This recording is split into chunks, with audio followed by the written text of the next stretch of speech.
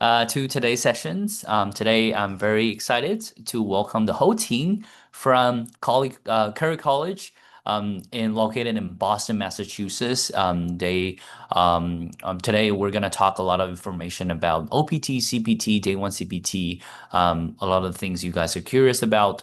So not only are we going to go over program details, we're also going to go over, some of you are going over OPT transitions. So we're going to talk about how do you transition from the OPT to CPT? And then a little bit over today's agenda before we begin. We're going to briefly talk about Curry College and its STEM program. And then, as I mentioned, application guide and then support that they offered when it comes to CPT and transition from OPT to CPT. And then we're also going to go over the residency experiences, what is really like when you go to that hybrid CPT experiences, going to campus and all that good stuff.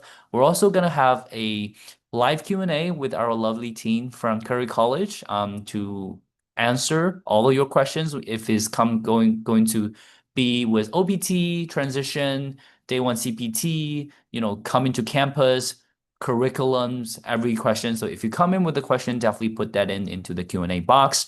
And then I will go ahead and introduce us as this host of today's sessions. We are Go Elite. We're an education consultancies. We mainly help students find out their best hybrid CPT, Day One CPT programs. We help them with free consultations and application guide and etc. We are certified by ARC as one of the biggest education certifications. And then also we launched our CPT reward program basically by enrollments and referring friends and review your courses and all that good stuff. You can accumulate points and then you can use those points for some rewards. And then sessions like this, we host this every week or even twice a week. We welcome university representative to talk to you directly. We also will welcome sometimes industry expert, immigration attorneys to do different sessions. So definitely you can check us out on goelite.com/events for all our webinar sessions and conferences. And then we're also on Google Reviews. So if you're unsure about if you wanted to consult with us, you can definitely check the reviews from other students. And we're on all social media channels. So definitely feel free to check on our Chinese and our English channels. And here is our contact information as well. So without further ado, I will go ahead and stop sharing. And Bill, are you ready? Do you think you can share from now? Absolutely. Okay. Give me one moment and good evening, Ryan. Hello, everybody. I thank my colleagues for joining me this evening for our session on minimizing the OPT to CPT gap, a step-by-step CPT application guide with the Curry College MBA leadership. With me tonight, we have representatives of the college to share their insights about our program, answer questions you may have about CPT. Our panelists include Dean Catherine McCabe, of the School of Business Technology at Curry College, and Dean McCabe oversees all business programs at Curry and brings extensive experience in academia and international programming.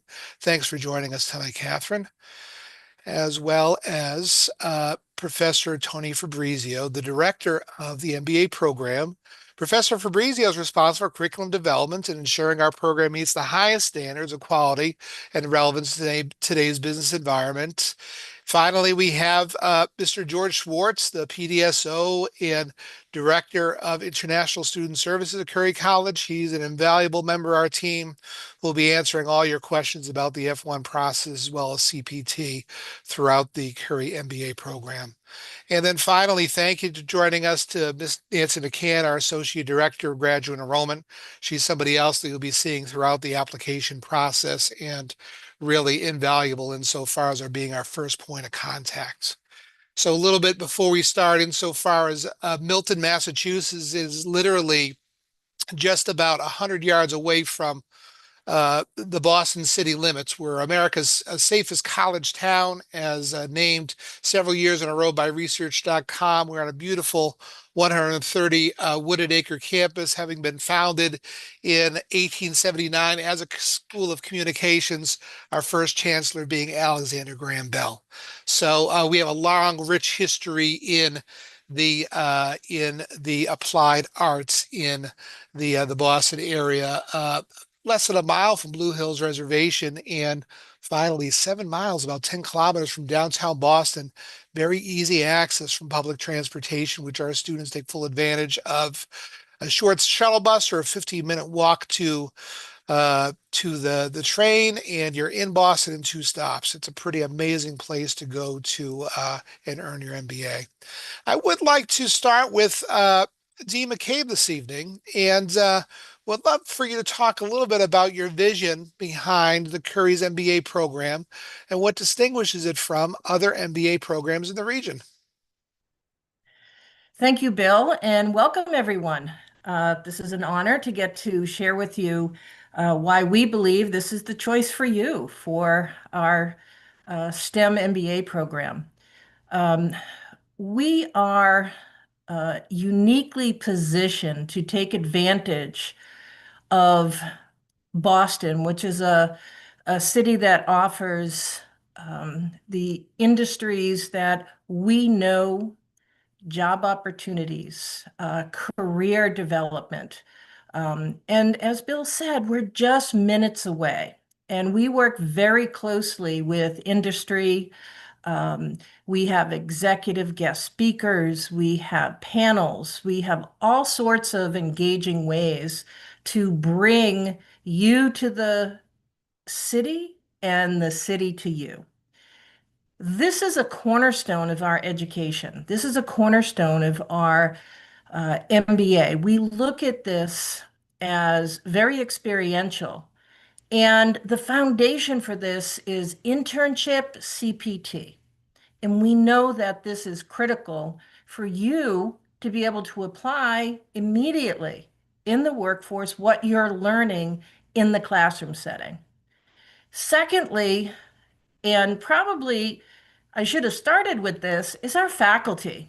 We have faculty who have experience in industry, who have experience starting companies, working in companies as executives.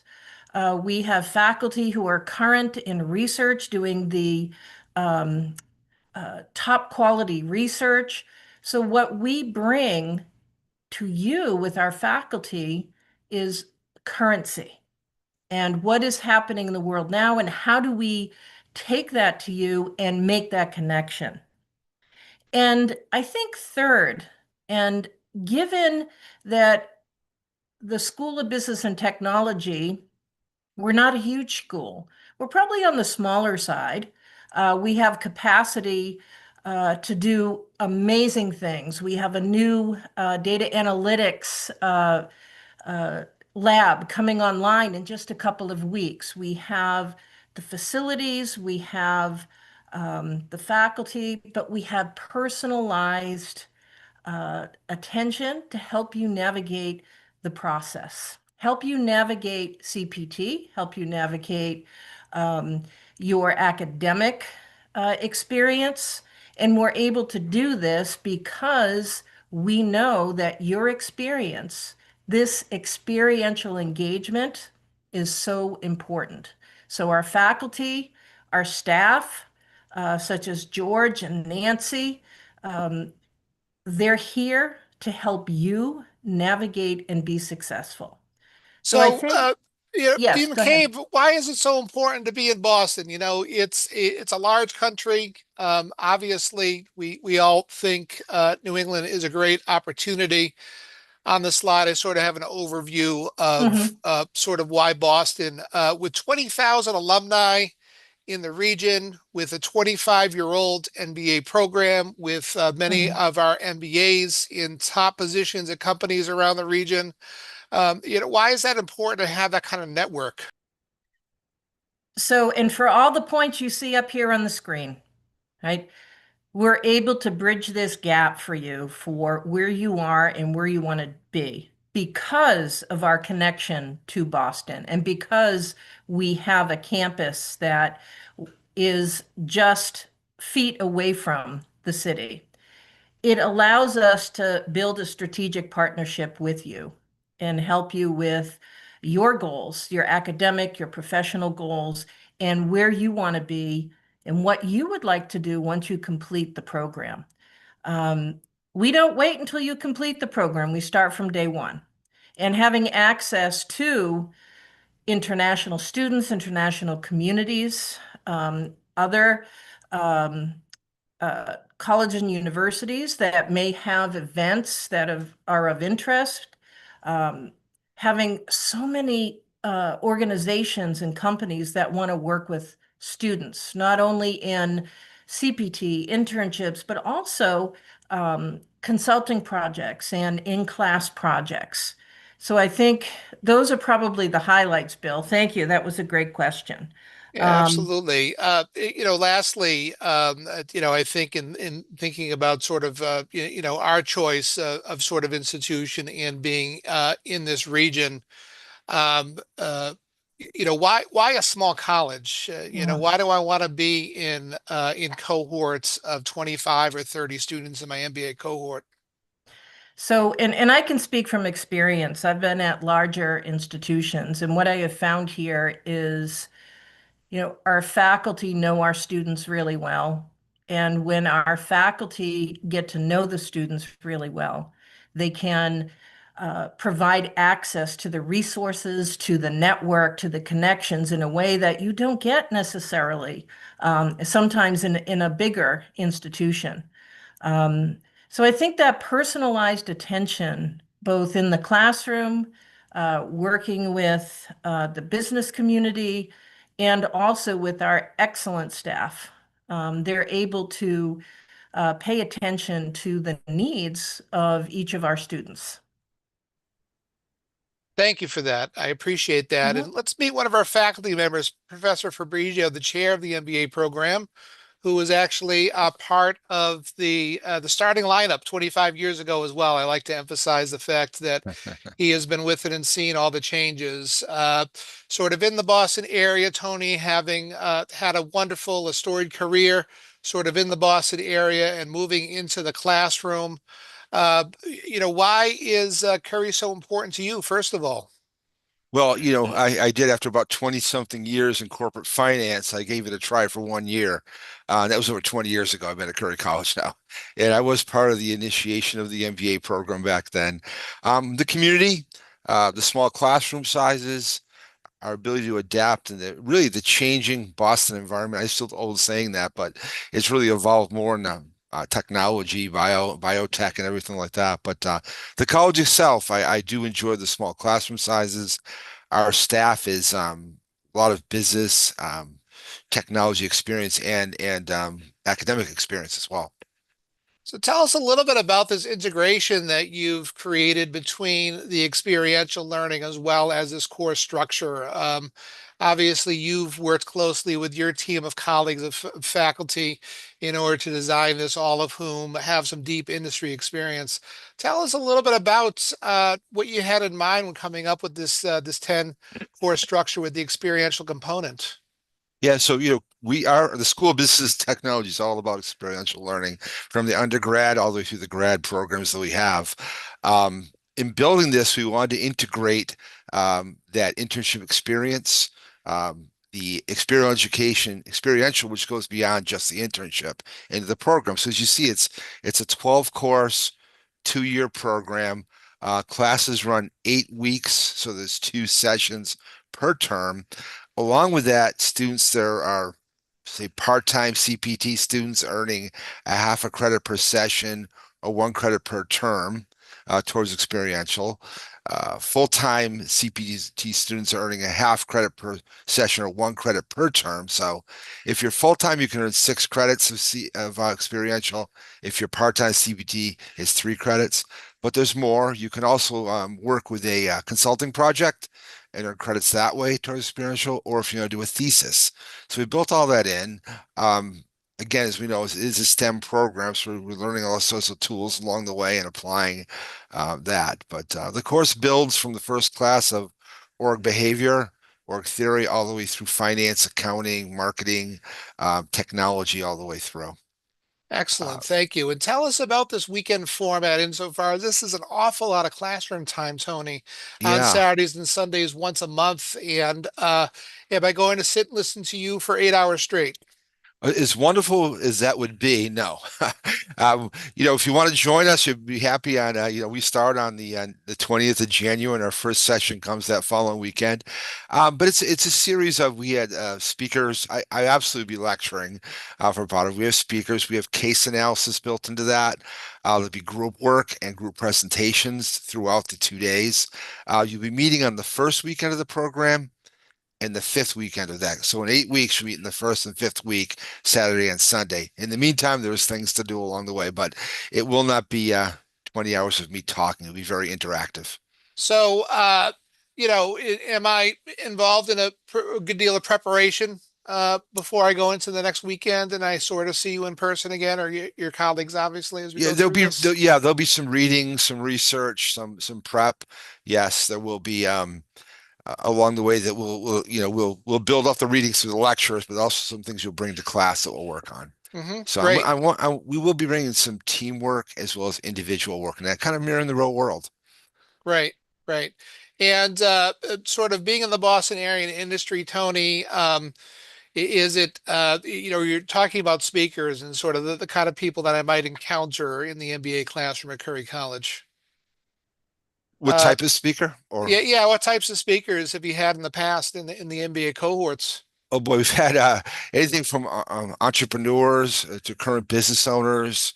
Um, we Catherine has spoken about the Curry Connectors, which is coming up in the slides, but there's a whole group of people that are connected to the college we'll draw upon to do Hmm. that. Hmm. And one of my favorite ones, Michael Magliacetti, he's sold his company, became a venture capitalist, and now has written his first book. So he'd like to come in and talk about the book. It's selling very well, but it really talks about his journey. So that type of person I hope to have more of, or I will have more Excellent. of coming. And obviously, we do belong to the IACBE as our accrediting body, as the School of Business. Tell us a little bit about your involvement in that, Tony, insofar as I know that you have robust conversations with sort of an international group of business educators. Yeah. Well, first, we are accredited by NETCHE, the New England Commission, but IACBE, the International Assembly of Collegiate Business Education, is a secondary accreditation, and it's all about what is the academics? What are you setting forth that you're going to do in the classroom, and have you done it? So I personally am part of the Board of Commissioners. I was voted on it for a Hmm. 3-year term, which is kind of an Hmm. honor, and I accredit other colleges besides Curry, but Curry has 7 years. We just went through it about a year ago, so we'll have a review in 3 years, and then in the seventh year be up for accreditation again. But we pass with flying colors. Excellent. And Professor Fabrizio, you're also the internship coordinator, and this is really where we transition into sort of the star of the show here.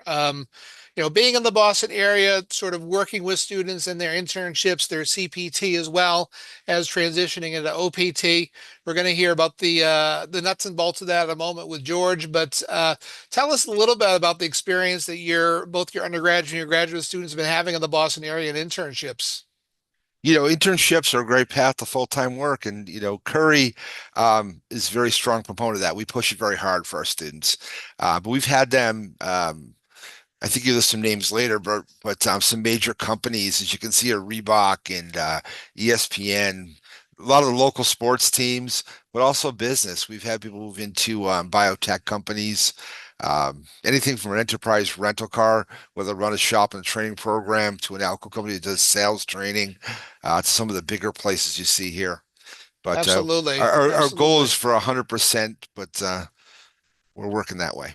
Absolutely. Thank you. And, obviously with our CXL, or career and experiential learning team, with a team of many people who actually work with students, the one-on-one consultation, the workshops, and getting really is about that match, huh? Just out of curiosity, Tony, if somebody starts off with CPT, which simply isn't working out, how does CXL become instrumental insofar as working with students for new placements? Yeah, I mean, first of all, there's a weekly touch point, so they know if something that's going the right way. But they have a network you can work with through their handshake computer program. As we talked about, Curry Connectors.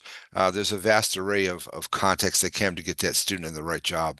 Perfect. Perfect. Thank you for that. And There it obviously, is. with it's actually more than like 200 partners at this point with Curry College. The employer sort of presence on campus, both in the MBA classroom and around campus in general, is very robust. They actually seek our students. And Bill, just a point there, that's one of our career fairs. And twice a year, we have career fairs where companies come to campus hmm to meet with students. hmm Great. Thank you, Tony. I appreciate that. And now I'd like to introduce our PDSO, Mr. George Swartz, who's also the director for our international student services. George, thanks for joining us this evening. Yeah, no problem. Absolutely. So obviously you're in active conversation with a lot of our applicants as they get their paperwork in as well. I'll turn it right over to you insofar as the topic of this webinar. Yeah. So, as we know, most of you here probably already have a job and are working on OPT, and you want to keep doing that as smoothly as possible. So, in order to do that, it's first your responsibility to make sure that you get all your ducks in a row. And that's what we're going to talk about here so that I can give you your documents quickly so you can start working as soon as possible. So what that looks like is after you've been admitted to the university and you provide all the documents to the admissions team, we will provide you with your initial I-20 within 3 business days. Once you have that and you're within 30 days of the start of your program, depending on when your start date is. If you're joining us from January, you could do this right away. But if you're choosing a later date in spring, you'll have to wait a little. But once you're within 30 days of the start date on your I-20, you'll be able to log into your MyCurry portal and you'll be able to complete the initial check-in request that's on our MyCurry portal. This will allow me to register you in SEVIS, and then I can create your CPT I-20. I can't create your CPT I-20 until you've checked in. At the same time you do your initial check-in request, if you do have a job, you can also submit your CPT request, and I'll kind of just hold that in order so I can process it basically right after your registration check-in is complete. And what you'll need to complete that CPT request is you'll first need to have an offer letter, which I know sounds weird because a lot of you already have a job, but it's kind of more of a formality in the sense that we need a document that says that you're working at the job you're doing with a job description. It also needs to have a start date and an end date because these are internships. Even if you plan to continue on working with this company, the end date has to be at the end of the semester, and then you can renew it again for the next day right after the end date later on. So you don't, once you're on CPT, you don't ever have to stop as long as you just keep renewing your CPT, if you will. But it does need to have a start date and an end date. It also needs to say if it's paid or unpaid. I don't need to know what the compensation is. I just need to know whether it's paid or unpaid. And then finally, I also need to know the number of hours you're working there per week. This is because if you are in fact doing full-time CPT, that can also have implications for OPT if you would be eligible or not that I would need to know about. And it's also a requirement to submit in the SEVIS portal. And once you do that, you'll also need to submit what is called the CPT approver form, which is basically where you write the other information about your employer and fill it out. And then you're going to either email it, or if you're on campus later on, you can just bring it to Professor Fabrizio, and he will sign off that he checked and that your job is in fact directly related to your major, which is a requirement for CPT. And then you'll upload both of those 2 documents that we just discussed, the offer letter and this advisor approval form, to the CPT request which is also in your My Curry portal. So it's kind of hard to imagine now because you don't have access to the My Curry portal. But once you're in, it will be very straightforward as to where to find these requests. And once you do that, I will hold it until you've completed the check-in. And once I have both of those, I will create your CPT request within 3 business days, which is our processing time. So if you're on top of everything and provide us with everything right away, there's the potential that there could be no gap. But if you wait to check in and then you submit your CPT documents, obviously you cannot start working until your CPT is approved. So there could be a potential gap. So if you want to prevent the gap, check in as soon as you can, submit your CPT request as soon as you can, so that you can have everything ready to go. Thank you, George. Great information. A couple of nuanced steps here, insofar as like how soon after a student is completing his or her OPT should they be looking at enrolling in a program and subsequently starting with the CPT? So theoretically, they could end their OPT on the 31st and start the new program on the 1st of the next month.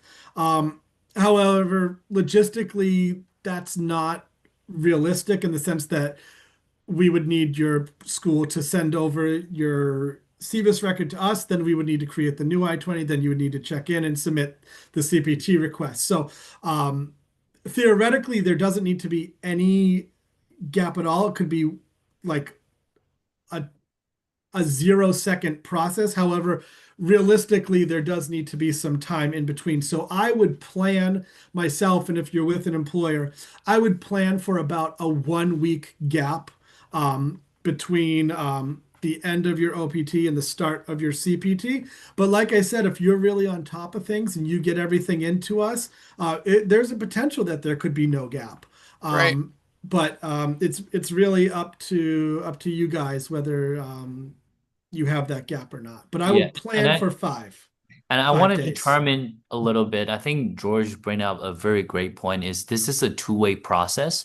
Besides you as the applicant transferring to Curry College and applying for your CPT, there's also one mandatory step that when you are finishing up your OPT, you need to initiate that request to transfer your CVIS out from your current school. So even though I understand some of you are not going to school anymore, you think you are on OPT, so I'm not on campus, but still, your previous school who authorized your OPT are holding your CVIS record, and you do need a valid CVIS record to start everything, to enroll, to apply for CPT, so that to George's point, the sooner that you can talk to your DSO, talk to your current university about transferring out and then letting them walk you through the process, filling out all of the forms, and you can literally let them know what day do you want it to transfer out your CVIS. So in that way, it will make it much more clear for everyone.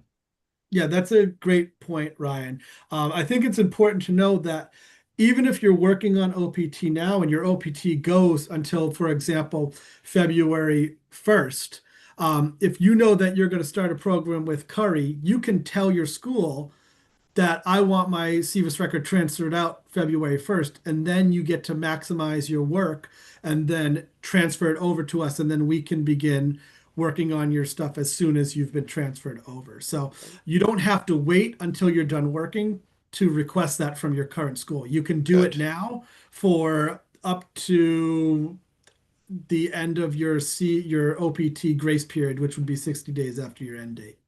So, George, we have some specific questions as well, and I would love to hear because some of these scenarios sort of give us a better idea how this works. Let's take the situation with Clement, for instance, who's on a first part of STEM OPT ending June 26th. Clement has already graduated with a PhD in research education. After OPT, can Clement still enroll another master's degree? Should they look for another PhD program? We, of course, don't have a PhD at Curry College, but is it common for somebody to go from a PhD into an MBA, for instance? Yeah, so you can certainly go from a PhD back to a master's level. The one thing that you can't do with that is be eligible for OPT again at a lower level. Once you move up, you cannot go backwards with OPT. Um, so, oh, the question disappeared. Oh, I don't know Oh yeah, why. I think they just put it in the answered column. So yes, it's in the Okay. answered column now. So Oh, uh I see. Okay. Yeah. yeah. So if you are on a PhD now and want to go down to a master's, you can certainly do that. You're still eligible for CPT. You just wouldn't be eligible for OPT upon completion of the MBA program. So you would be eligible for 2 years of CPT because that's the length of the program with Curry. But at that point in time, you would not be eligible for a further OPT. Okay, so second question. Meet was wondering about whether Curry has a dedicated RFE solution program. So that's an interesting question. I'm not sure. Maybe you could give us a little more detail as what you mean. Every RFE is very individual and very specific to your case. So how I always handle an RFE is I ask you, the student, to send me your RFE.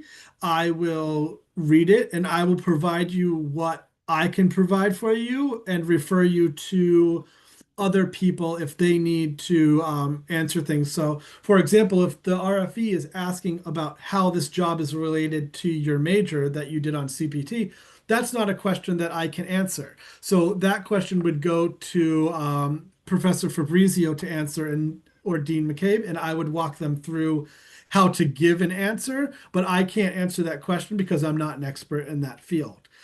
If it's asking for proof of immigration documents from your time at Curry, that would be something that I would provide for you as an answer for an RFE. But there's no dedicated RFE solution because everyone is different.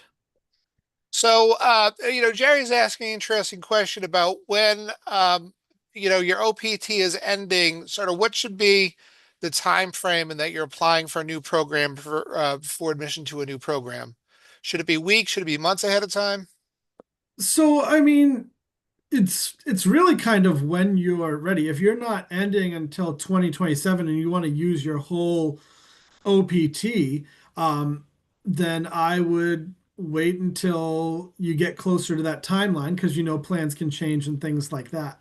But if you're really interested in the MBA, you can certainly apply now. You just have to understand that if you've already been approved for OPT at a master's level and you start a new program, you would be foregoing that OPT opportunity. You won't be able to get it back. If Hmm. you're on OPT at a bachelor's level, and you want to do the MBA, then you would be eligible for OPT upon your completion at Curry Okay. or master's level OPT. So basically you're saying that they're not going to get 2 rounds of OPT? Not at the same level. Okay, not the same level. Understood. Well, that helps out with Andre's question insofar as going from OPT to CPT and back to OPT. It would have to be linear insofar as somebody could have completed their OPT and then complete CPT with us. Understood.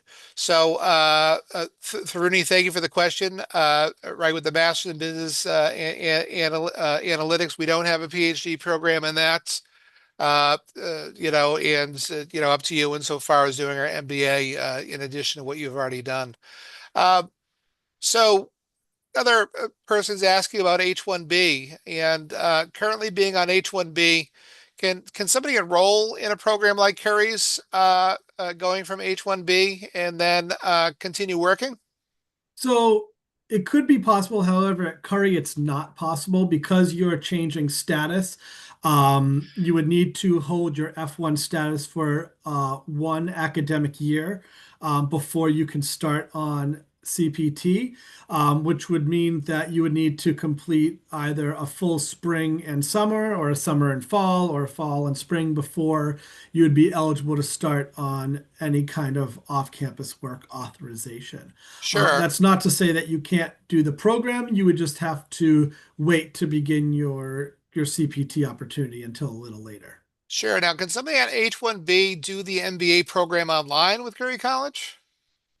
Um, it's it's possible. I don't really advise on H-1B, so I would say they should consult an immigration attorney to confirm what they are eligible to do with that. Right, right. Would uh would now this is something for you and Tony. Would somebody who has employment as a full-time high school teacher be able to take the MBA and use their employment as a full-time high school teacher as their CPT? So I'll answer it and then Tony can give his piece. My answer is a CPT position must be directly related to your major of study. So if you present an opportunity that Professor Fabrizio believes is directly related to that field of study, then potentially yes. But I don't have the expertise to answer what specific jobs somebody can do. Um, on this type of job. Yeah, Okay, I would have to look at the individual job to make that determination. But sure. Sure, absolutely. Absolutely. So we're hearing this a lot lately, George. What happens if I'm H-1B, I lose my job, okay, and this is happening a lot with the rounds of terminations that are going on, and I go to Curry to assist with the transition from H-1B to F-1. Can I complete a second master's degree now and do CPT from day one? Um, so you would be able to do a change of status to F1 from the H. However, this would be the same because your previous F1 record has ended. You would be getting a new F1 and SEVIS record, which would mean that you would need to still wait those 2 full-time semesters before you would be eligible for CPT. Okay. Okay. So we have two instances, one with Faith and another one with Jerry, in which Faith is completing a STEM OPT in chemistry. Jerry just finished a master's in computer science. Is there any way that they would get additional eligibility through our MBA for OPT again? So no, once you've used it up, it's done for that level, but you can get as much CPT as you want. So you would be eligible. There's no cap on the amount of time you can do CPT. So that would be an option for you. But once you've gone through the 3 levels, that's it, and that's a government regulation. Okay, so that exhausts basically your opportunity for OPT at that point once you go through those 3 levels. I That's see. correct. Okay. However, if you are working on CPT, you're still eligible to apply for H-1B. So if that's your goal as well, you can certainly do a program like this and apply for H-1B while working on CPT and completing this program. So it doesn't prevent you from applying for H-1B. It just doesn't allow you to do more OPT once you've used it at that level. Excellent. Thank you. Bill, Yes. I think in one of the previous questions, someone had asked about um, starts in the summer and spring. I don't know if we addressed Oh, that. yeah. So we overlooked that. Thank you, Yeah. Catherine. Do you want to talk about the structure of our schedule and sort of when people can sort of jump into the MBA? Sure. So we've designed this program so we have every 8 weeks, we have a starting cohort. And we go through, we have a start in January. You might have to help me out, Tony. Again in March, then we May, correct? Yep, every 8 weeks, Every 8 weeks, right absolutely. through the summer, right right, through the year summer. round. Yeah. Um, and a student can start and at any point, at any one of those 8 weeks. And they would start with the first class. Right. Correct. That's right. So every 8 weeks, and we're looking at January, March, May, July, August, and October start. Right. We're doing that year round. And there were a few questions about our weekends once a month. Those are required for F1 students. So if we give you the full schedule ahead of time, hoping that you can join us once a month. Obviously, life happens sometimes. If there is an emergency, you will have to do a makeup class on an alternate weekend. But Yeah, the once a month for F1 students, of course, is seat time, which is mandated through your status. George, did I get that right? That's correct. Okay, good. So obviously we're very flexible. We make sure that you can make up your weekend, but it's very rare for anybody to sort of miss their residency weekend. It's very important for you to sort of take this with your cohorts. So Ryan really enjoyed this evening. George, really impressed with the rapid fire sort of question and answer, and really appreciate Tony and Catherine for the questions and answers as well. Anything else, Ryan, that we should cover before we sign off this evening? Yeah, absolutely. Thank you, Bill. Thank you for bringing it up. I really appreciate you guys answering all of these questions. And then besides what we have collecting the questions through Zoom, we decollected a couple other questions from the other platforms. So I wanted to go ahead and share my screen so that we Sure. can kind of quickly take a look at. Can you see my screen okay? We can quickly take a look at those questions that are unanswered now and then quickly get on with those questions. So first one would be, can I waive off the signature from my employer for the CPT corporate agreement? First of all, I think the person wanted to know, will there be any corporate agreement that the employer need to sign to be able to allow you to do CPT? Go ahead, So George. yeah, so for the regulation part, I don't know if Tony or Catherine have a requirement from the business school, but for my requirement, we don't have a cooperative agreement because we're using that offer letter on the company's letterhead as the proof of your employment. They don't have to agree to anything with Curry because they don't owe anything to Curry. We don't have anything to do with your employment. They're just saying you're employed with them, so we know that you're gaining the experiential knowledge that you need to complete the program. Agreed. Just what is the job, the tasks, and proof that they're the employer. Absolutely. Thank you for that. Let's move on. Next one is, if somebody for any reason couldn't provide the proof of funds at the moment when they apply, will there be any alternative solutions for their application? So there, we need the proof of funds because we have to put it on the I-20. So if you don't have it personally in your bank account, that's okay. If you have it, and if a family member is willing to sponsor you or give you some money up front, and maybe you pay the family member back later, we have a sponsorship certification form that they can fill out and provide their bank statement and say that they're willing to provide you with those funds, and we can use that to create your initial I-20. But we need to see that 30,000 number that Bill just put in the chat um, in order to create your I-20. Absolutely. Thank you, George. I think next question is also for George.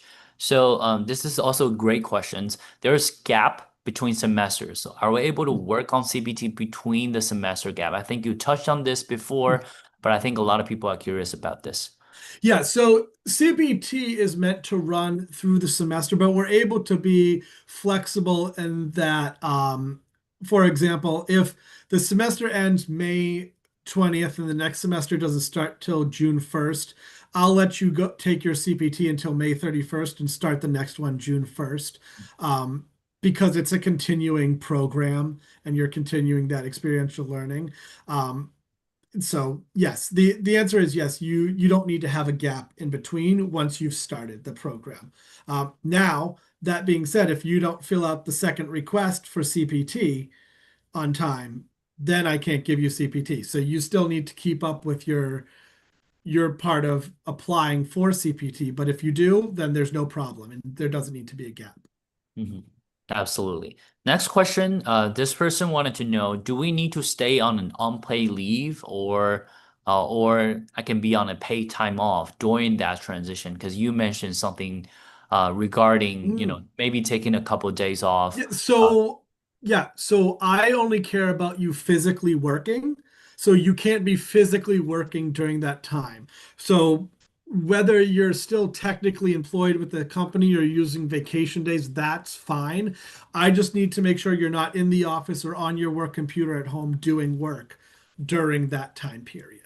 What sometimes students will ask our advisor these kind of questions, and what we usually recommend is if you can work on a clear communication with your current employer, we would suggest you to go on an unpaid leave, because Mhm. in the future, if you have a payment records, sometimes you will have to explain where is this coming from and how this occurred.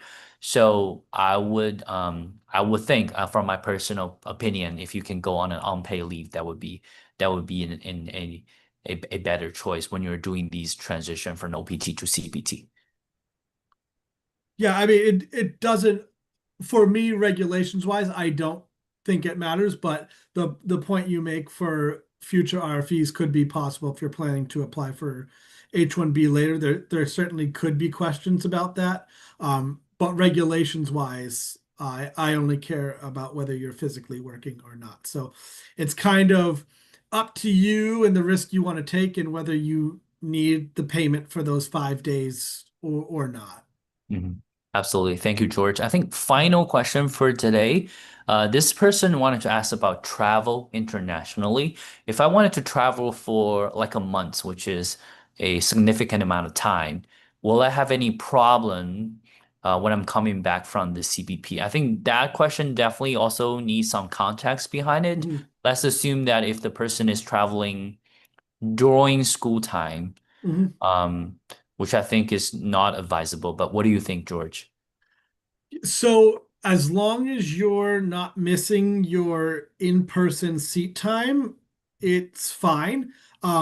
You have to be prepared to answer any questions that CBP asks you at all times. We can never guarantee that it's like when somebody says, "Will I have a problem coming back for CBP?" The answer is maybe, right? Because they can see all of your history and things, and maybe they don't like something your uncle did that they found out about. So we can never really answer that question. However, the technical answer is if you're not missing any seat time, it's okay. It shouldn't be a problem. And if a CBP officer asks you, you can say, I haven't missed any classes the way my program is structured. And that should be a good enough answer. But again, I don't know if I would travel during the program, especially now, just in general. Mhm. I think it might be something, if you are a Curry student, that'd be good to schedule an appointment with me and we could discuss exactly where you're going, what your plans are, and decide if it's a good choice or not. You know, some travel is needed and some isn't, right? If you have a sick family member, I mean, you should go home and see them. But if you just want to go to Cancun for a month, maybe not, right? So it really depends. But if you're not missing classes, the technical answer is it should be fine. Absolutely. Thank you so much, George. That will be it for our Q&A session. Thanks everyone for sending in all of those very insightful questions, and hopefully we get to answer all of them for you. And thanks for all of our guest speakers, our panel speakers joining in today. Thank you all for bringing your insights, and then we all learned that Curry College have great career support as well as CPT support as well. So, all right. Thank you, everyone. Hope you have a wonderful rest of your evening, and hopefully we could do one of these webinars very soon. Thank you, guys. Thank you so much. All right. Thank you, guys. Thank you. Bye bye. Have a good night. You too.